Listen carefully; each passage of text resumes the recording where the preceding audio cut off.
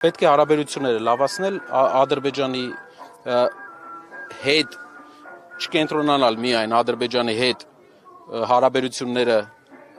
կարգավորելու վրա հույսը չդնել միայն, մեր հին դաշնակիցների հետ լավ հարաբերություններ պահպանել, որպեսզի կարողանանք հավասարակշռենք։ Մի հատ հայտարարություն է արվել շատ հետաքրքիր, այդ հայտարարության մեջ ասվում է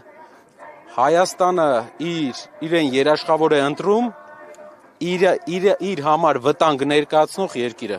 Դա աշխարհում անօրինակ փորձ է, որ այն երկիրը, որը մեզ վտանգ է ներկայացնում մեզ համար, մենք ուզում ենք նա լինի մեր անվտանգության երաշխավորը։ Ասենք, տեսեք ուր ենք։ Ու այդ երկիրը ոնց է կարծում, իր ամբիցիաներ չի ունենա Հայաստանը կլանի։ Իհարկե կունենա, բնակչությունն է 80 միլիոն, 10 միլիոն, 90 միլիոն թուրքական շրջապատում ենք։ Մենք պետք է պահենք Հայաստանի հայկականությունը։ Եվ դա է մեր հիմնական քայլը այս պահին, մեծ հայ ժողովրդի համար մեծ փոփոխություն բերող քայլը, որ զարգացնենք Հայաստանը, փորձենք ապահովել այնպիսի միջավայր, որ մեր հայրենակիցները վերադառնան Հայաստանի բնակչությունը իրապես աճի։